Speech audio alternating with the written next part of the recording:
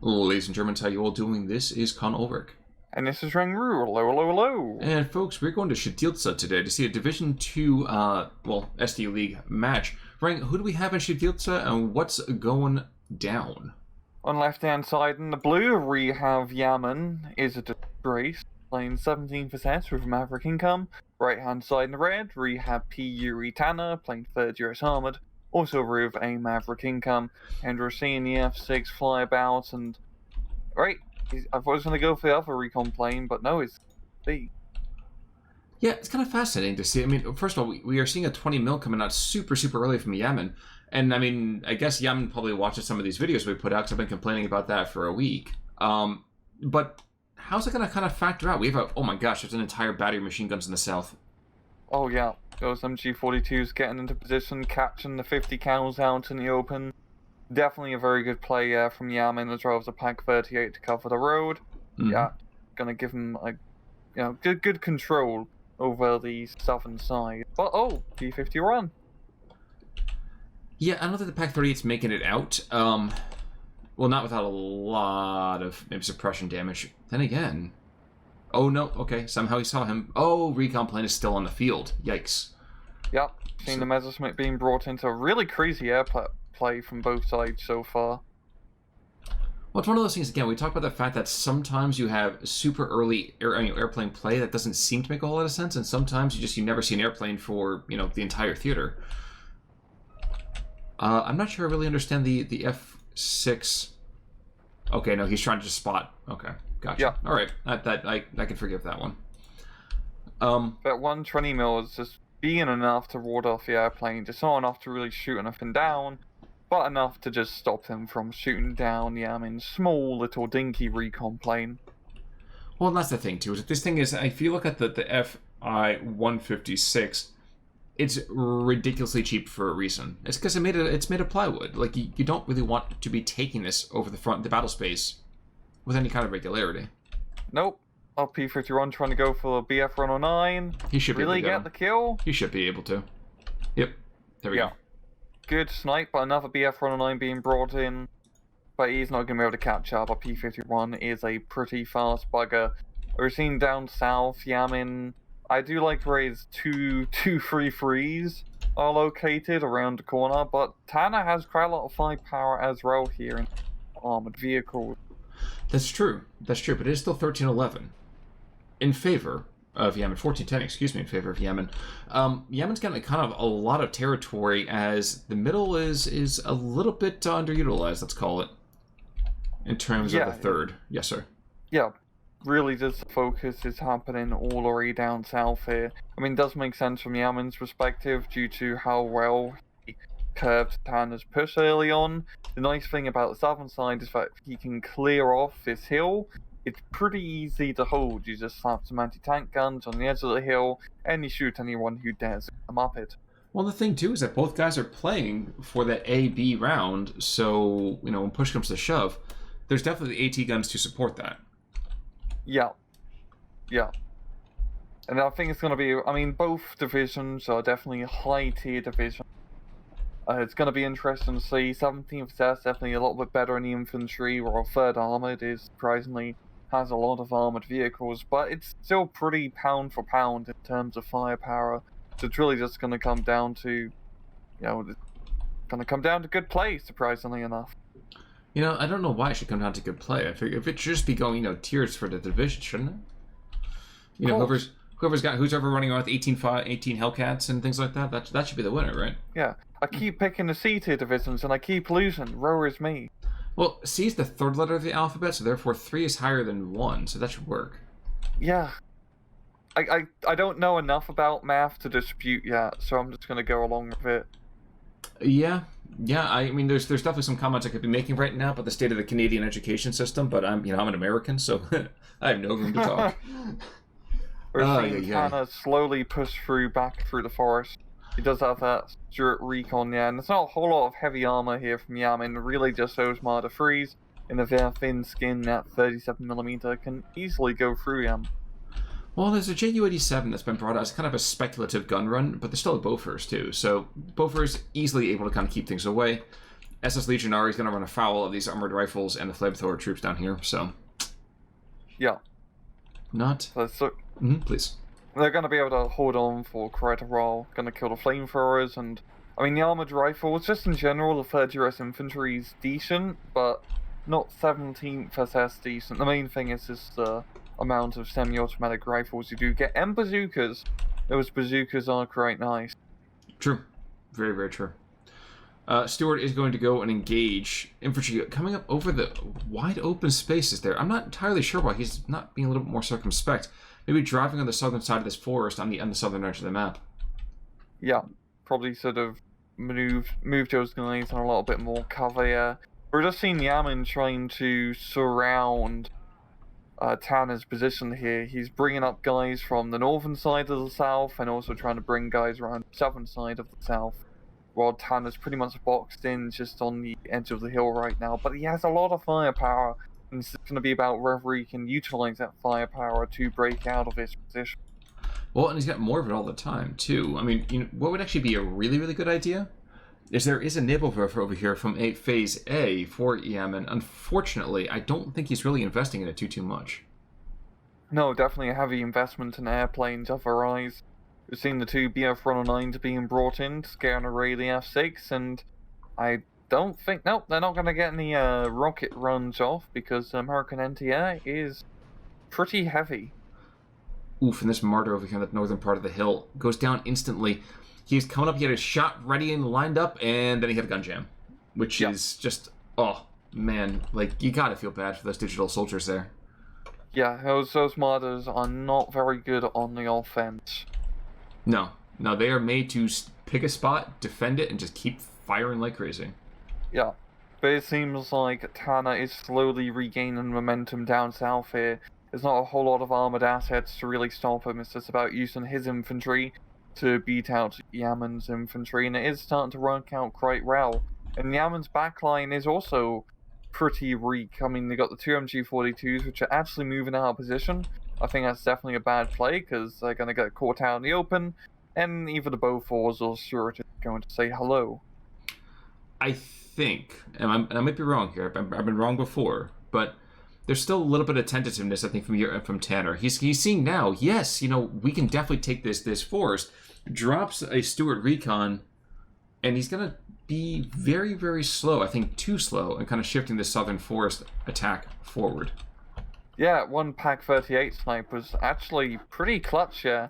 We're seeing Tanner actually relocate some of his tank forces along to the central area of the map, which is definitely going to lose him that momentum down south, but the center area is 1, 2, potentially 3 flags he could get control over, and Tanner kind of needs the flags right now.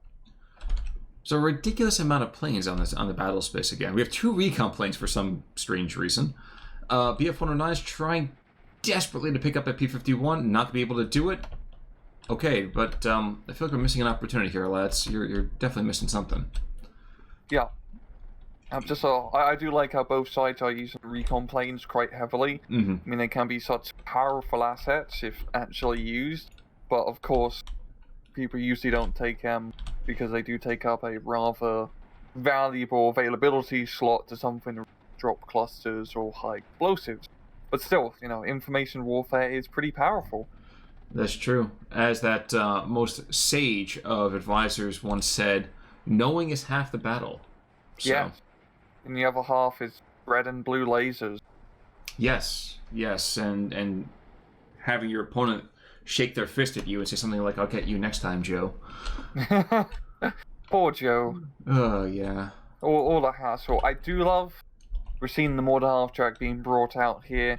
Tanner going to be using that effectively to knock out the MG42 position. And using artillery like this is definitely a very good play against some sets. As, I mean, they do have a decent amount of armored support, but it's a lot of anti-tank guns, machine guns, Panzer grenadiers. So you want to be able to route them out from a safe distance directly. That's true, but right now, actually, the mortar track isn't even aiming at the actual... let's say, more machine gun positions. He's actually dropping rounds to the south. Yeah, it's a weird spot. It's not planning to really push here, so No. Yeah, it's an odd area to strike. Actually, one of the things I think that is even stranger still is there's the Pak-38, the 50 mil door knocker in the central part of the map. I understand tearing out the APCR shells, but at that point, all he's done is he's just shown his position, and he's just going to get taken completely out here. Yeah, he really needed a Pak-40 for that position, especially now where Tanner is bringing up the heavier armor at Jumbo. I'd say it's going to be a pain in the ass to deal with, but the nice thing of 17% is, well, first you get Ju-87s with the gun pods, and secondly, you got the Pak-43s, and thirdly, you got Ju-88. So he has a decent amount of firepower to knock out these rather cumbersome tanks. That's true for now, for darn sure. Another gun run happening. Is he looking for? Yeah, he's going after the Jumbo. So actually, there's not a lot of ground fire that can be brought to bear here. No. Yeah, Mod Deuce maybe, but I think that Jumbo's might be on its way out. Last round. That was a good kill. I was not expecting that to penetrate from the front. Neither was he. Gonna pay. Probably shot in between the turret ring, a War Thunder critical hit. Oh, absolutely. Oh, the P-50 runs too fast. Well, the Ju-88's actually going to hit the mortar half-track, I think, too. Rounds are coming in. Yeah, that guy's dead. Yep. Oh, wow. This is such an insane amount of air power, and we're only just into the start of B phase, but it's really paying off for Yamin. Both those kills here are pretty damn valuable. Oh, extremely valuable. I mean, yes, there still is another mortar track over there. In fact, there's some in the second and only other one. But regardless, that is still a very, very, very important kill. Yeah. So far, the match is still pretty even Stevens. Okay, never mind Tanner getting the 13-11. And Tanner regaining that central position is definitely a great play for him. He can potentially grab 2 more flags in the center if he decides to push. Where it seems like Yamin is definitely focusing his forces on the far south. If he can kick Tanner off the hill, he'd be in a good spot, but there's not a whole lot of flags here for him to really take advantage of. Potentially 2 to run on the road. True. The hero flak, 20 mil is going to go down here in a second. He's engaged by that Stewart. I don't think the Shug's going to get there in time. No, he's not. Nope. But that Stoke is going to go, and I think cause the Stewart to pay his own iron price. The Stewart says, screw that, and F's right off, which is a good call. Yeah, very good call. I wouldn't want to really engage any other tank if I'm in a Stewart. I really just wouldn't want to be in a Stewart. Could I just please get a Sherman? True, but I think I'd like a Sherman Calliope, because at that point I wouldn't be on the front lines necessarily. I'm there for artillery support for a reason. Yeah, or like, the best job probably is to be an anti-aircraft gunner for the Western Allies. Because you're just sitting there, it's like, well, there's no planes to shoot down. Yeah, but you know what? I feel like eventually they'd be like, yes, let's go. We use you for infantry support. And you're like, dude, I'm not meant to fire that direction. No. I'm a coward, goddammit. Leave me in the back. Exactly. Absolutely. Yeah. Stoke, in the meantime, is going to be engaging some armored LMG rifles. I'm sorry, sir, yes? Oh, no, this is the 109. Yeah, one thing I've been surprised by, there hasn't been a lot of committed rocket strikes, which is weird. Legionary, in the meantime, Faust kills that Stewart. Ah, good kill, and that's going to regain a part of his central position here for the Yamin. I mean, having that one Stug out in the field is going to allow him to clear up the center, and he could potentially counterattack and regain quite a lot of flags here, because the central position is all about who has the biggest gun. And I can tell you right now, it's not that half-track. Who has no ammunition. He's completely Winchester right now. He is buggered. But we're seeing a heavy fire support being brought in. Not 1, but 2 M15 CGMCs. That's a heavy amount of anti-aircraft fire support. But you definitely need it, considering just how deadly Yamin's air power has been. But see, that kind of makes my point, though, for me, is that if you're going to go and take a look at the CGMCs, yes, there's been air power, but I feel the CGMCs utilized far more as infantry support platforms, and not to just, to go away from that, but massive armor push down in the south. What's that? 2 Stewarts, we got Excelsa, no, 1 Stewart, 2 Shermans, we got a 105 Sherman, and then an M4A1 upgun. So, yeah, I don't know what the heck can actually push that back. This might be the time to pull the trigger on the 150 Nebelwerfer. Yeah, that's just a whole lot of armored assets at close range. He only has one Panzer squad down here. I mean, a lot of the infantry and some. Well, they have an okay amount of Panzer for 17th sets, but as we're seeing here in his current situation, he definitely risks. He probably have some more, maybe some Panzer Shreks as well. That's what I'm saying, though, is that if you go and you suppress them, you're not actually going to have your opponent retreat very quickly. So you had a potential, I think, nuke the other side of that forest, and then you laugh. You sit back and you laugh. Or off-map, that's also a pretty good idea for dealing with such concentrated force. True. Or more bombs. I mean, he's been definitely liking the bomber aircraft. I've seen 2 P-51s all the way up north. I think I'm try and get an angle to Yamin's backline. Oh no! What's he? I always want to strike for Flag 38. That'd be a bit silly. And yet, I feel like the P-51 has some stress resistance. I think it makes a much better call for it. Ju-88, though, is going to go and bomb that 2 forest. Ju-88. Yes. There we go. You need to off-map when you have temporary on-map artillery. Now, unfortunately, he fires to the wrong side of the forest. Oh. I.e., second run? doesn't hit the forest whatsoever. Yeah, the 50 cals are down. Whoop-de-doo. Woo! And the middle part of the map goes right back over here to Yamin. So we are into Phase B quite comfortably. And I say comfortably, I don't mean really for the third armor. I feel like they're taking that spearhead thing a little bit too literally as they put all of their eggs in one very, very tenuous basket. Yeah.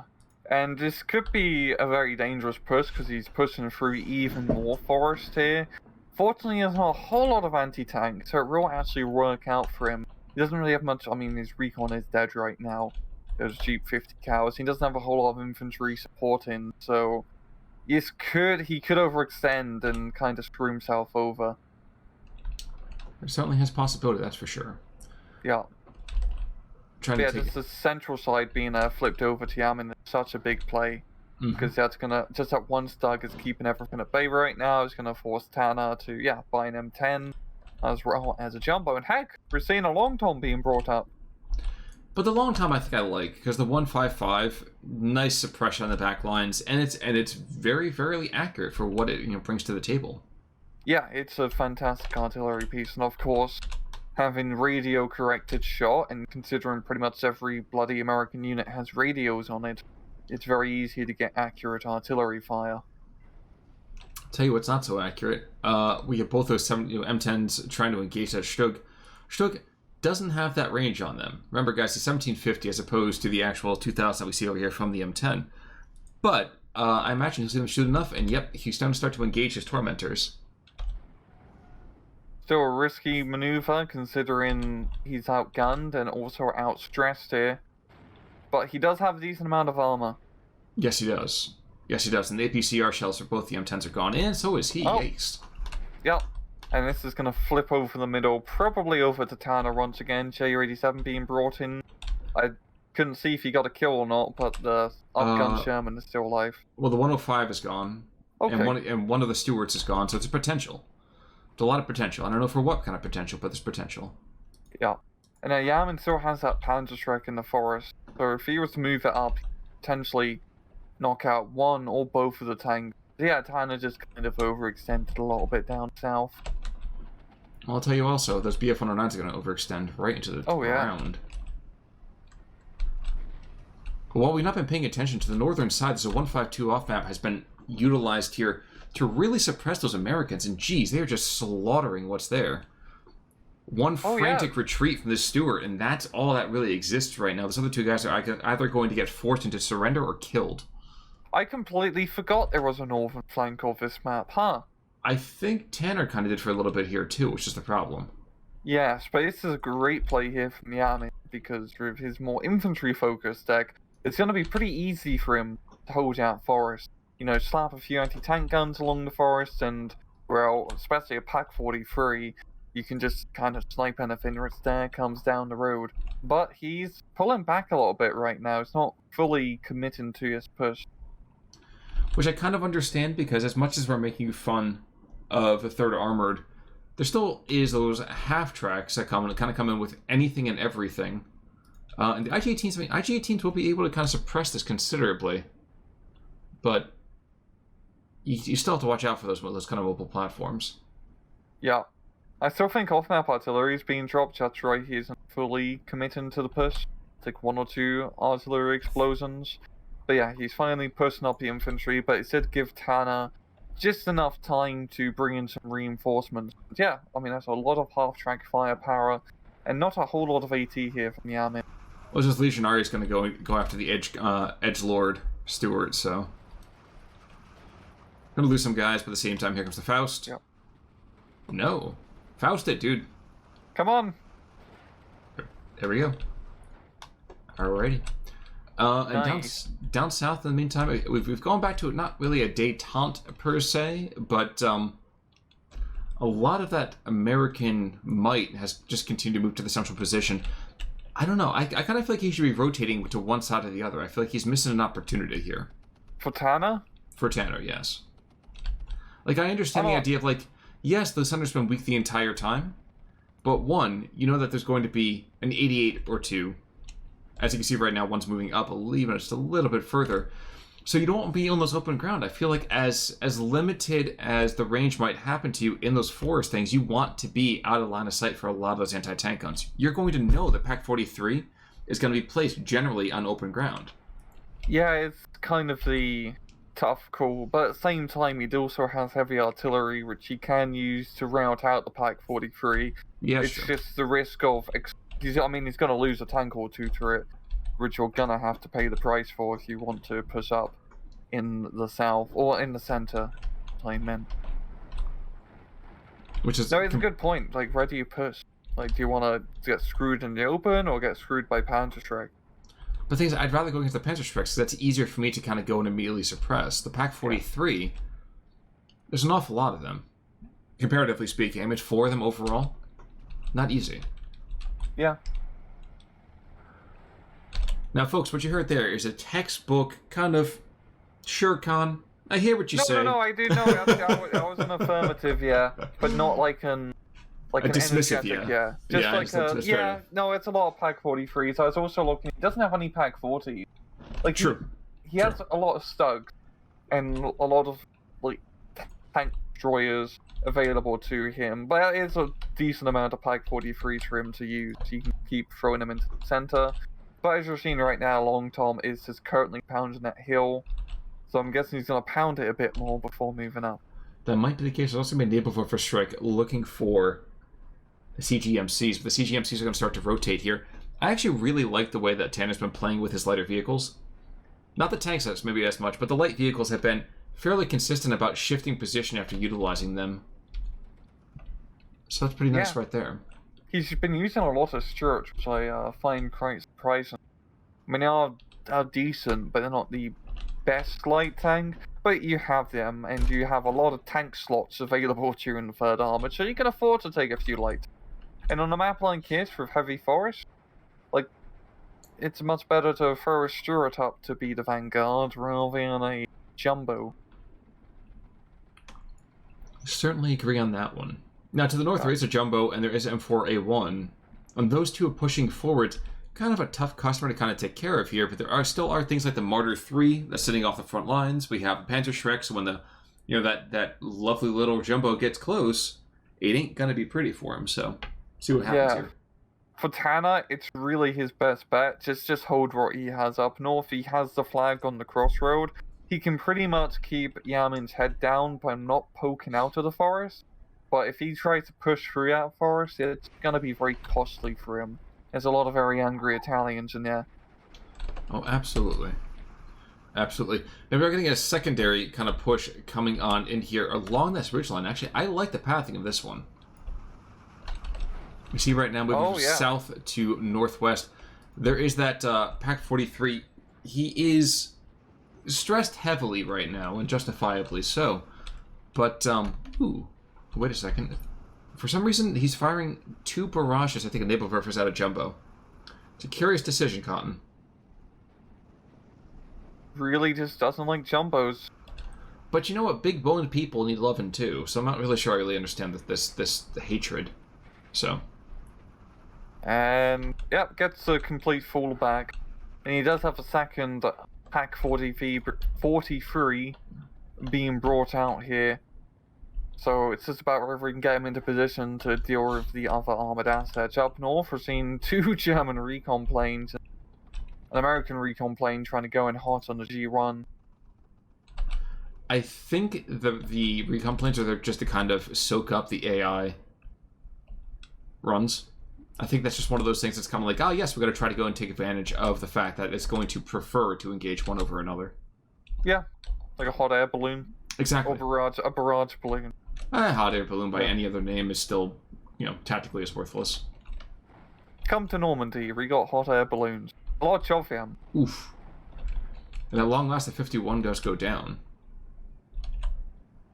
Oh yeah. Which is surprising. I mean, those things are built to last. That's for darn sure. And why we weren't paying attention, down south, the Italians are making a tentative push, being backed up by lots of pioneers. And I'm not going to say that Yamin is going to be able to push this, American position back, but the Americans are going to be forced to bring in more material down to the south. And like you said before, 17th has the advantage of having better late-game infantry, which is to say they actually brought infantry for the late game.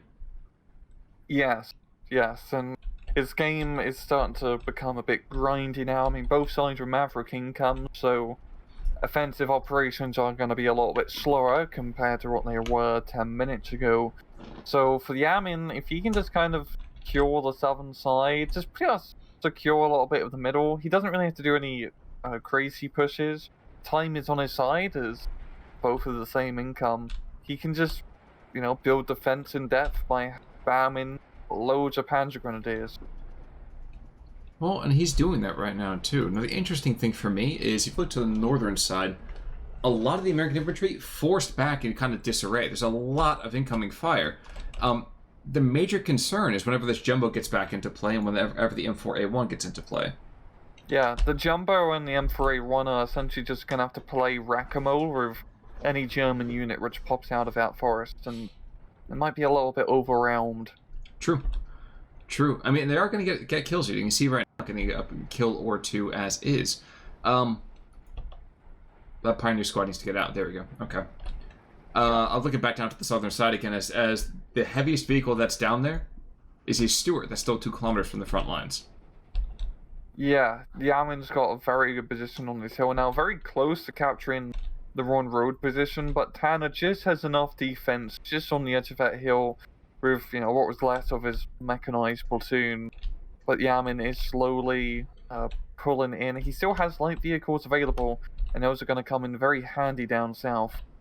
Well, and that forest is not going to be there for very long. You're going to see right now, yes, there's still two squads there, but there's also 1,000 kilograms of bombs that are going to be coming down right about now-ish. No, he's pulled back. Ju-88 to get its load off.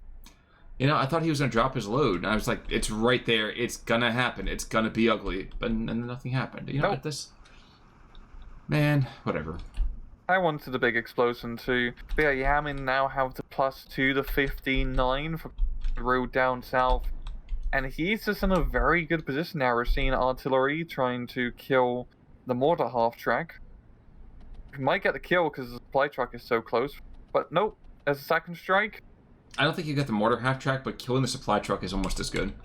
Yeah, that's definitely a worthwhile volley. Also, a quick barrage, forgive me for interrupting, a quick barrage coming in to the northern side for those 3 armored pushes and the half-track, killing the momentum on that and probably reversing any kind of attempted breakout from the Americans in that sector.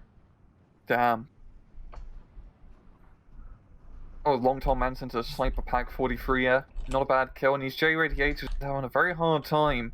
Tanner has a pretty good anti-aircraft net as well as an air defense network. There's a P-51 being brought in. It's probably going to be a dead Ju. Oh no! He's not going to risk it because Yamin also has a good anti-aircraft network. Tens are rotating.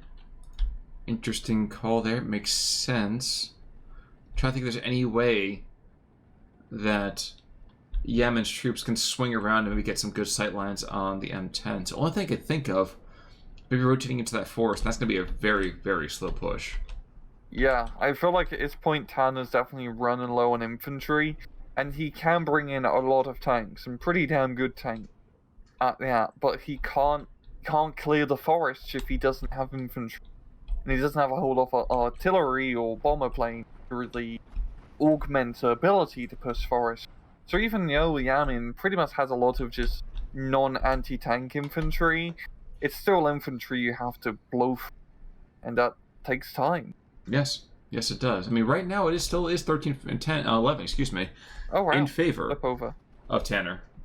But that's something I would be super ecstatic about were I on the American side. Yeah, Tanner just managing to grab one flag up north of the half track, so not a very definitive capture. He's still definitely on the back end. I mean, we're seeing probably a few more flags will flip over in the middle if Yamin brings in some forces. Neighbor Earth strike up north, not doing a whole lot. Which is justifiably okay. Yeah, geez, those Flak 36s and Flak 38s, I didn't expect to see both of those there. F6 might go down from this. Speculative, yep, there he goes. And the Ju-87, the second craziest killer today, goes in. Does he get it? He gets a Stewart. Oh, it's a Sherman. Oh, wow. I was looking at the wrong thing there. My bad. But yeah, not a bad kill. Yamin is really starting to, make some plays down south, moving both Pack 38s to try and get into a good defensive position. He's really just trying to hook around here so he can really have a good defensive position over the valley with that one flag. But I'm pretty sure if he's able to take out the M10s, that's when the entire northern side falls. Yeah. It's really his loss of his substantial firepower up here. And those M10s they don't have any high explosive. Well, one has 3 HE shells, so True. He'll be very useful for like 10 seconds.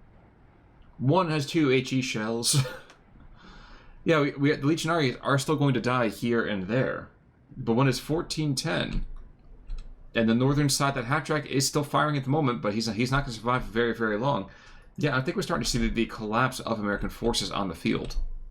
Yeah, and we're seeing Tanner does have the ability to bring out loads of tanks, but he can't really do anything with them because all the areas are filled with infantry. And really on a Maverick on Maverick match like his, most of the time the infantry spammy player would usually be in a better position because you can just you can cover more ground with cheap infantry. Mm-hmm. Very, very true. But the Americans are not giving up just yet. Of course, they're not giving up just yet, but I'm not sure if that's tenacity or just sheer bloody-minded stubbornness. It's one or the other. He wants to see every Sherman gets blown up. Every Sherman gets a shave. Makes sense. Yes. Makes sense. And the top comes off too. Ooh. Do you get to see inside? Yeah, new feature. Yeah, I was going to say, get to see inside, get to play with the guys in there, but oh no, that's just a meat bouillabaisse. Oopsie. I've seen, Tanner really trying to make some pushes down south with some half tracks, running into that Armada 3. Yeah, he's just really paralyzed at this point. We're just zooming out on the map. It's definitely much more blue than there is red. Not recon planes. And it's all concentrated blue for that matter, too. I mean, we've definitely seen replays where, yes, there's a blue, superiority in one center of the field, but the other side's just like a scratch defense. Not so here. We have clusters of troops for Yamin everywhere you look. Yep. And he still has many more he can bring out. I'm actually very surprised that a lot of his, rinky-dink recon planes are still alive. He's been using them very carefully. He's not been flying them over the enemy front line to get shot down. He's using them more in the rear, trying to get an odd spot here or there. Which is how you should really be using those aircraft, especially in the late match like this with heavy anti-aircraft nets. You have to use them a bit more as a defensive recon unit. True. But I mean, that's how they kind of were utilized overall. Yeah. Naval Werfers continue to trying to find... They find a single vehicle at a time and try to completely stress it out. Maybe not the best use of munitions. I think I probably would target the front lines. Of course, I said that's when a jumbo goes down with 100 to 1 shot. Jeez. I'm quite surprised that killed it, actually. I think he just was shelling it enough I never really think about using either rifles as direct like anti-tank shells, but here we go. P-51 knocking out a JR-88. So Tanner's actually gaining a decent amount of momentum in the center here, but it's a Pak-43. It's a Pak-43 there. There's no one actually to the northern side. So this southern Pak-43, yep, he gets a kill, and an important kill at that, but he does die. Yeah. But a rough roll trade knocking out a valuable jumbo. Yeah, I definitely would say so myself as well. Down south, CGMCs, yeah, this is how you know it's getting real bad. The CGMC's on the front lines, and he is he's deadly, don't get me wrong. But I don't know if he's the first guy to be like, you know what? I need you guys to take that hill. Yes, sir. I'm sending in the GMC truck, guys. Yeah. Yeah, and his M10 still hasn't been resupplied. Oh, you're absolutely right. So he's got no... Yeah, that's real bad. He's going to be bringing him into a tank engagement, but it's going to be a pretty dicey one considering how CQC it's going to be. Yep, especially when there's a crew kill right there. That's one. Yeah, this is a supremely desperate moment here. And I feel like, yes, the other M10... Wait, the M10 can't even see. I think his turret rotation was screwing him up, yeah. No, he was pointing right towards it. What the... Huh. Weird. Aligning bug. There we go. Bug. That might be the case. Your Pak-38, in the meantime, is also going to engage this Sherman down to the south, the M4A3 down here. But with the death of those M10s, that's a massive loss for that part of the theater. But there's no way around it. That's pretty much it, I'd have to say. Let's take us to a ×2 at 50 seconds. Sure, sounds good. So, folks, as we kind of continue to wrap up this game right here, I had a very interesting comment come from one of you guys out there. Mentioning about the idea of trying to do these replays one on one side and one from the other. You know, Rang, for example, you would take Tanner's perspective only, and I might have taken Yamin's by itself. And I think it's a fascinating idea. Maybe we can think about a good way to do that in the future. But one thing that we want to make sure we give you guys is a nice kind of considerable macro picture of a lot of these plays. Yes, you might miss out on a little bit of the, you know, why is he bringing in a tank here necessarily? We want to make sure we can kind of give you guys the context on both sides, you know, concurrently. So, so really, really, really great idea. If we could think of a skillful way to implement that without forcing you guys to watch a, you know, an hour and a half of the same cast, certainly happy to do it. But just want to make sure we call that out. And you can see right now the collapse of the American forces here. There's nothing in the north. There's an M4A3 coming in. It's just another sacrificial lamb. The center is completely gone. The mortar half-track is there. There's a 50 Jeep, which is kind of funny because normally these things have... Yep, there, he's dead. That's usually what happens to him. That's what happens to those poor Jeeps. And it's just overwhelming firepower. Yeah, I mean, he's probably going to have a pretty nasty KD ratio at the end of this. Considering that everything on Tanner's side is dead. But helped out by a little bit here at the end. I'd say there's probably a good 300 points or 400 points that just died in this last minute. So it is bad, don't get me wrong, here at the end. Unfortunately, it's just that maybe it won't tell the entirety of the tale of the tape. Oh, wow, yeah. Like 1,600 is difference. Yeah. If I'm doing math. I don't know math. I'm just making up numbers. That's about right. Cool. P-51 in the meantime, 2 air kills. Did a good amount of work over here on the ground. Got a tank or 2 that did pretty well. But this is kind of the issue. The tanks weren't engaging other tanks for obvious reasons. I mean, the 17th SS is not a tank division. And you can see, if you're having a single tank take out 2 squads of infantry, 1 squad of infantry, that's not an efficient use here. Yeah. And looking at losses... Eschenbrenner is a god. Yes. It's like... 3, Pandrudo 4, 5, call in? 6. Like, jeez. 7 kills for him. Wow. And it was a pretty hostile airspace, too. Oh, yeah. That's pretty impressive. Bachmann as well. More light vehicles, but did kill a couple of Sherman, so well done to him as well. Yeah, I mean, this is what you need to have. Now, Martyr 3 just beating up on a lot of light vehicles. Yeah, this was a surprisingly good matchup, I would argue, for the 17th SS. If you can get infantry parity, Yes, you might give up a pound or two in terms of tanks, but if you put up meat shields, that's the way to go about it, I feel. Yeah, it's SD2 is definitely a very infantry heavy game, and as you can see, I mean, you can have all the fancy tanks, but infantry hold ground, and having cheap spammable infantry, which you can use to hold ground, usually allows you to win matches. Exactly. But any final thoughts, sir? No, Well, folks, in that case, then, until Thursday, I'm Connell Work. I'm Rangru, take it easy.